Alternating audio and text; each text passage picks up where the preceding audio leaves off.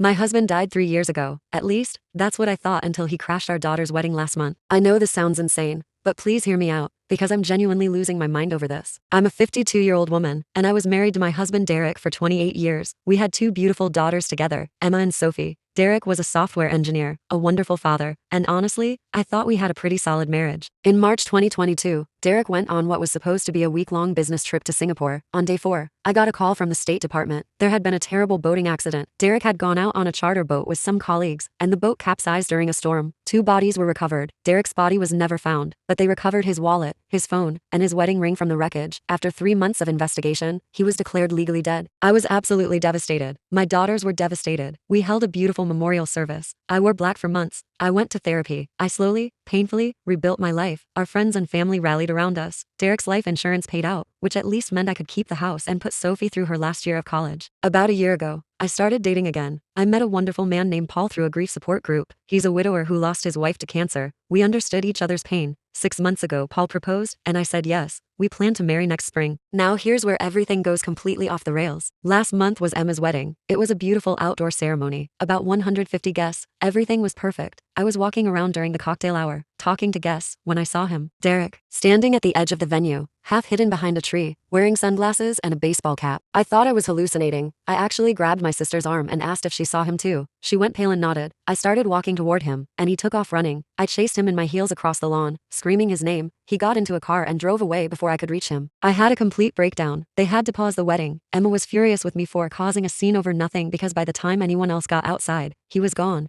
Most people thought I'd had some kind of grief-triggered hallucination, but I knew what I saw, and so did my sister. 3 days later, Derek showed up at my house, just rang the doorbell like he'd been gone for 3 hours instead of 3 years. He looked older, thinner, had a beard, but it was definitely him. I almost fainted. Then I started screaming at him. Then I called the police while he stood on my porch begging me to let him explain. The police came and confirmed his identity. It's really him. He's alive. Here's his explanation, and I swear I'm not making this up. Derek said that during that business trip, he had some kind of mental breakdown. He said he felt trapped in his life, suffocated by responsibility, and when the boat accident happened and he managed to swim to shore while everyone thought he died, he saw it as a sign that he needed to start over. So he did. He's been living in the Philippines under a fake name for the past 3 years, working as a bartender, living in a beach shack. He said he found himself there and realized what truly mattered in life. He came back because he missed us and wanted to reclaim his life and be there for his daughters again. He actually had the audacity to say he hoped I hadn't moved on because he still loved me. I told him to get out. I told him he was dead to me, which was apparently more literal than I'd thought. I said he put us through hell, let us grieve him, let me collect his life insurance money, and he didn't get to just waltz back into our lives because his little eat pray love adventure got boring. He's now living with his brother and has been blowing up my phone. He's reached out to both daughters. Emma won't speak to him and is furious he ruined her wedding. Sophie actually met with him and says while what he did was horrible, he's still our dad and clearly had some kind of mental health crisis. She thinks I should at least hear him out. His family is divided. His mother thinks I should forgive him and go to therapy together. His brother thinks what he did was unforgivable, but that I should at least let him rebuild a relationship with his daughters. Paul has been incredibly understanding, but is obviously uncomfortable with the situation. He's asked if I still have feelings for Derek. I don't know how to answer that because I'm so angry I can barely think straight. Here's where I might be the asshole. Derek is begging to stay in our guest room temporarily because he has no money and nowhere to go. His brother can only host him for another week. He says he has no access to any of his old accounts obviously. He's legally dead and needs time to sort out his legal situation. Sophie thinks I should let him stay, since it's technically still his house too and he's in crisis. Emma thinks I should let him figure it out on his own, like he made us do. I told him absolutely not. I will not let him in my home. I will not help him. He made his choice when he decided to let us think he was dead.